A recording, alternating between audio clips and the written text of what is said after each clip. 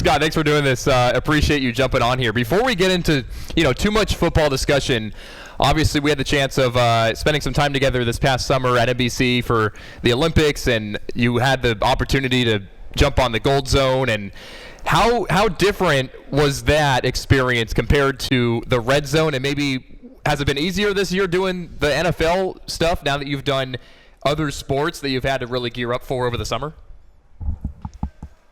Question.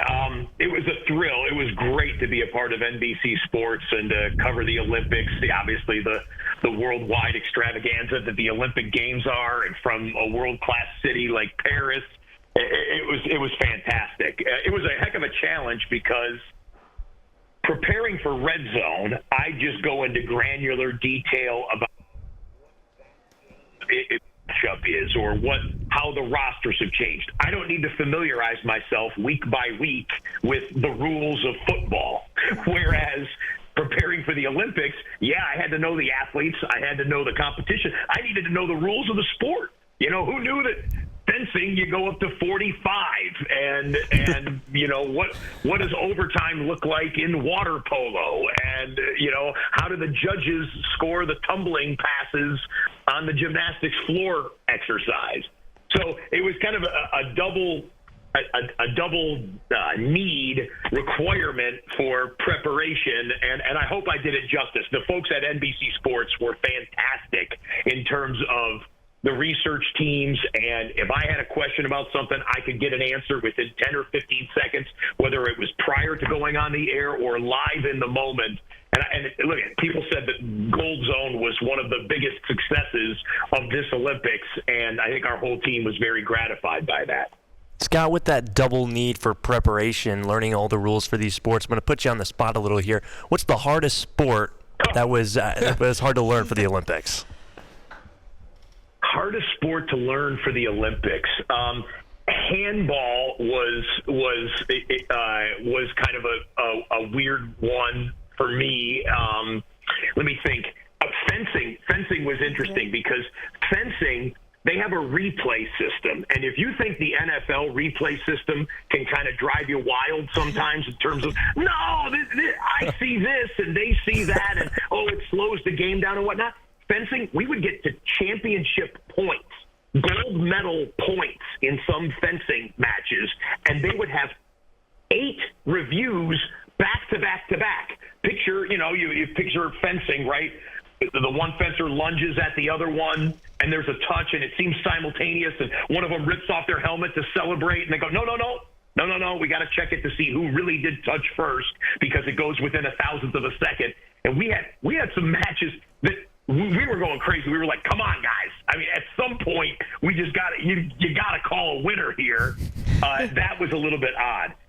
What other ones? There were some of the speed cycling events in the velodrome were interesting because they're like, this race is going to last 22 seconds, the entire race. And they're going around the track. It's not like, okay, it's just a straight run like you would have in track and field. That was kind of odd to try and feel that, because you could go back to the venue and this race could be 8 minutes long, this race could be 22 seconds long, and you really had to be on point to be able to prime the audience to say, okay, hey, we're at the start line here, don't turn your head, and we're not switched because this is 22-second race, it's going to be over with, it's a sprint. Or the starter gun goes off and they say, okay, they're off at the velodrome, but this is about an 8-minute race. So we're not going to see the gold medal moment for another 8 minutes. Let's cut back to the swimming pool, or let's go back over to track and field. It was a lot. But like I said, the NBC Sports, they had an expert at every sport. There was someone assigned in the research department to be an absolute expert at an individual game or sport, and they were sharp. We had a I don't mean to keep talking about this too much, but we had a shooting event where there was a circumstance where they didn't use instant replay, and yet the NBC cameras absolutely showed that the one female shooter, it was the gold medal match, I believe, female shooter hit one of the clay pigeons, but the officials didn't notice it with their naked eye. So then we had to learn, well, they don't use instant replay at this sport. We're like, how can you not use instant replay? But it's ancient, and it goes back to, hey, there's 3 judges, and if they don't see it with the naked eye, it doesn't matter. And yet everybody has the television feed available, and it was like, well, there you go. Kind of like an NFL coach when something happens in, like, maybe they miss a face mask call in an NFL game. You can't review that. You can't add a face mask penalty by instant replay review or a coach's challenge, and then they put it up on the big screen in the stadium, and the head coach is like looking at the official and then pointing up to the big screen saying, "It's right there. How could you not throw the flag?" That was kind of weird, and that was for a gold medal. And these people have prepared for 4 years to get to that moment. And especially in the lesser-known sports, it's not only the highest level at the Olympics, but it's the highest level that possibly can be in some of those more arcane sports. So that was unfortunate, but we needed to communicate it to the audience why this woman didn't win the gold medal, or why the match wasn't at least extended, because they couldn't use the instant replay that we all just saw that she actually did hit the clay. And sorry, we'll see you in 4 years again. Yeah, seems like there should be some instant replay taken away from fencing and given to shooting. Yeah, no, I would agree. I would agree. Oh, that's a funny moment, and it's crazy the gap in between events. You just mentioned it, Scott. 4 years. I mean, these athletes prepare forever to get their seconds of fame, and NFL, you kind of know what to expect year in, year out. You're going to have newcomers, you're going to have guys that don't have a great season, but it's a whole nother level, it seems like, when it comes to the Olympics and obviously broadcasting as well. So kind of bringing it back to the NFL a little bit before we get into some Syracuse talk here. When you talk about experts and your preparations, right, there's a lot of play-by-play broadcasters. They're preparing for one game. They have the storylines. You, on the other hand, you're kind of in charge of most of the NFL games for a given Sunday. What's the week look like for you going into those preparations for each game? Yeah, so here we are. We're speaking on a Tuesday. Right. Tonight, my email inbox will receive about a 100-page packet from the NFL media researchers that kind of puts a button on week 11 and looks forward here to week 12. I'll start taking that either tonight or tomorrow morning. I'll start taking that document, go through it, and then I start creating my own spreadsheets. I do quarterbacks, kickers, running backs, wide receivers, tight ends, anyone who would probably touch the football in a regular time. I want to know all the leaders, all the different trends recently, turnovers, all the defensive statistics that matter, quarterback pressures, sacks, interceptions, tacklers, those type of things. And I just put everything down in a document, and then I whittle it down throughout the week, where this upcoming weekend I've got, 7 games in the early window, 3 games in the late window, and I'll have one page boiled down, read dozens, if not hundreds of pages on each game, but I'll take one page and say, these are the facts or notes or things that I think I'll be able to share with the audience, or that I hope to be able to share with the audience to add some context and flavor to the game. But then once we get live in the middle of the 7 hours of commercial-free football, the action will dictate what I impart. You guys are all broadcasters. You've done play-by-play before, and going into a live event, you can't just say, well, because I prepared this, this is what the story the audience is going to be told. No, the game is the story, and you go to add context and add perspective as the game action allows. It's a little bit like, I always say this, it's a little bit like being in college and having your professor say, okay, we're at the end of the semester here, we got the final exam, and the final exam is an essay exam, and here's a list of 10 essay questions. The exam will be on Friday, like this is Monday or whatever. The exam will be on Friday. Here's a list of 10 essay questions that represent everything we've learned this semester. 3 of them will be on the exam for time's sake. Well, what do you do? Which 3 do you study? If you're a diligent student, you study all 10. And so that's what I do. I dive into every game, every possible thing. And some of these games are going to be, it'll be 35-7, a blowout, and you're not going to talk about that much on Red Zone. But then the game that does go 28-28 in the final 60 seconds with the quarterback, needing a touchdown or needing any type of a score to win the game, you're ready and prepared for the context and perspective, and hopefully take your enthusiasm to a certain level that makes for a good viewing experience for the audience. So yeah, it's immersive. I'll start tonight, and then I won't stop until Saturday night around midnight. I get to sleep, and then the alarm rings at 4:30 a.m. on Sunday morning, and off to the studio, and there we go. Wow. So, Scott, you talk about these niche statistics that you need. And, last Sunday we saw the kicker fiasco. It seemed like almost every kicker, Justin Tucker included, was missing field goals and extra points. And you need those stats, right? You have researchers that research, who's the made the most completions in their NFL career by kicker. But what's something else that goes on behind the scenes of Red Zone that viewers would be surprised to know? Let's see. I think one of the surprising things, well, there's probably two things. One, I guess social media has kind of outed this over the course of the 16 years we've been doing the show. But the background, when you see me on camera saying, "Hi, everyone, welcome to NFL Red Zone presented by DraftKings Sportsbook, Scott Hanson here," the background behind me is fake. Yeah, it's green screen. When I learned that, my heart kind of broke a little bit. That's like finding out that Santa Claus isn't real. Right. It's like my life is a lie, is what people say when I post something from the studio on my raw camera phone that obviously doesn't digitize the green screen itself. And people are like, "What? It's fake." And then they say, "I can't believe you sit in a green room the whole time and aren't crazy at the end." Well, I've grown accustomed to it, and B, who says I'm not crazy?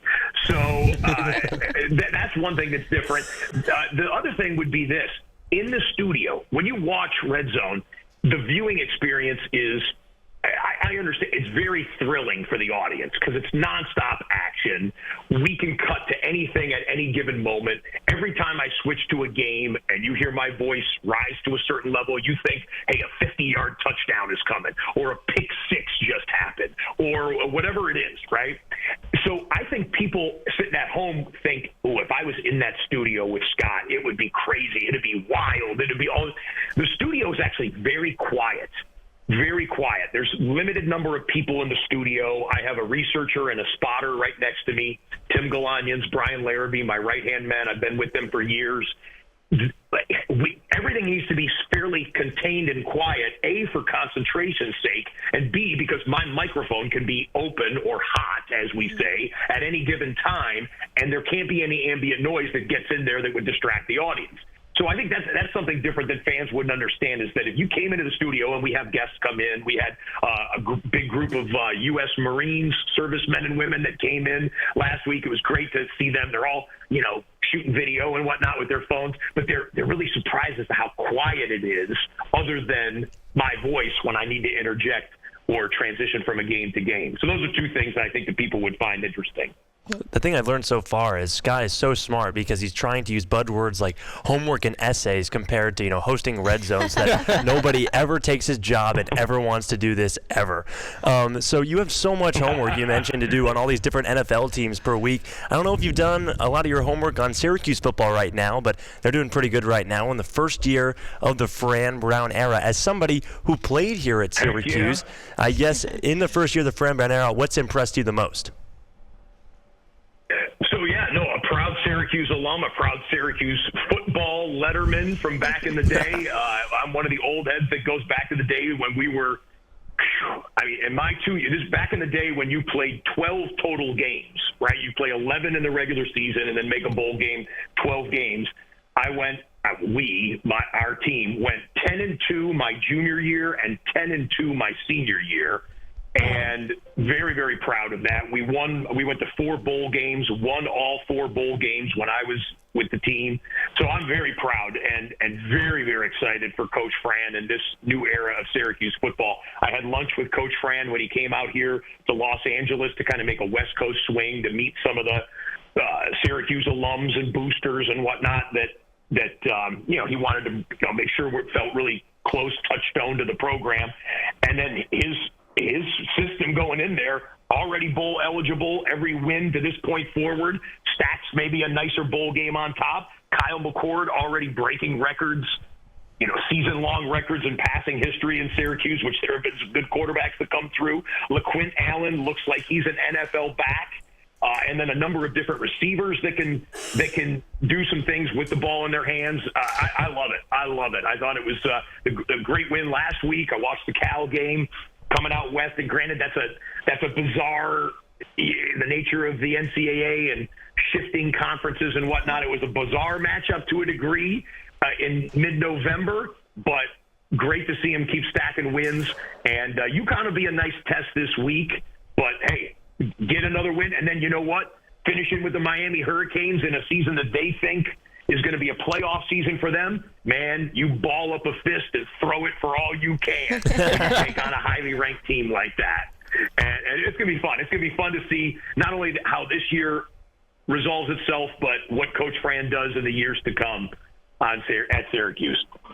Hey, the travel's been a big adjustment for everyone, and that Miami game at the end of the month should be pretty cool. So, Nico Horning, Dylan Byer, Max Gifford here with the NFL Red Zone host, Scott Hanson, wrapping things up. Scott, speaking of coaches and the UConn game this weekend, Coach Mack's going to be inducted into the Ring of Honor here in the Dome. I don't know, maybe you can describe what impact he had on the program, and if you have any, if you've had any conversations with people around him that you can say is of significance for SU football. I was very blessed to have 2 years under Coach Mack, my freshman and sophomore years, 2 years under Coach P when he took over and had a great run with Syracuse as well. Coach Mack was, one of a kind football coach, one of a kind human being. A leader. He was a leader, and he led with his heart, with passion, with enthusiasm. He brought it every day. There was I could use another hour to tell you stories. I'll just tell you one that showed how smart he was as a leader. So, believe it or not, football players don't always love going on a football field. Sometimes late in the season, even if your team's winning and whatnot, the middle of the week practice when you're balancing classes and everything else like that, you twisted your ankle or you got a thick, deep bruise in your thigh or something. You feel sluggish, and you gotta really ramp yourself up. Well, it's easy for college kids to lose focus sometimes. So Coach Mack he had this device, I guess I would call it, that he used to focus everyone at the beginning of practice. We would stretch, right? First thing you do, go out there, do some cross fields, limber up, break a little sweat, and then get into the rows for stretching every day, right? That was the matter of course. Coach Mack would stretch with us, do all the same stretches we were doing, and okay, fine, he's doing the same thing. But then in the middle of it, he would yell out the name of a town, wherever, wherever, Stores, Connecticut, wherever, or, Rochester, Michigan, my hometown. He would yell out a hometown of someone on the team, and you had to be paying attention, and you would give him a woo or a yeah or whatever else in response, as if you were enthusiastic about doing it. And he would only do 2 or 3 every single day, but if you paid attention, he would go through the entire team, and if he yelled out, Buffalo, New York, there'd be 8 guys that would yell out, woo, hey, that type of thing. But he was so smart because you knew that your hometown could be called out, and if you missed it, the rest of the team would be like, whoa, where are you at? Where's your head at? Your head is not here, right here, right now. Just so smart to get you tuned in, to focus on a practice, and to make you feel like an individual as part of the team, to call out your hometown. I thought that was so brilliant. I don't know where he came up with it, but that was one little tiny example of how Coach Mack would do everything he could to build a team, galvanize a group of young men for one cause, to go out and win and represent the university as well as we could. Love Coach Mack and always will. I can only imagine even that style 20, 30 years later, now with the generation of social media and phones and attention spans. That's a great way to, keep everyone kind of oriented on the field. So, anyways, 100%. Yeah. 100%. Well, Scott, thanks for the time. Appreciate you jumping on here, and go Orange, and good luck the rest of the way here in NFL season. Love watching you as always every Sunday. Well, I appreciate appreciate you. Nico, thanks for having me on. Dylan, Max, have a great rest of the day, and go Orange, baby. Let's see how this season plays out. Go Orange, Go Scott. Orange. Thanks so much. Let's see how it plays out the rest of the way. Scott Hanson here on ESPN Syracuse and Q Sports Talk. We thank him so much for jumping on. We'll step aside for just a few minutes, and Syracuse basketball, Syracuse football talk coming up, and then another guest coming up in about 10 minutes or so. It'll be Kenny Albert, and we'll be back here in just a second on ESPN Syracuse and Q Sports Talk.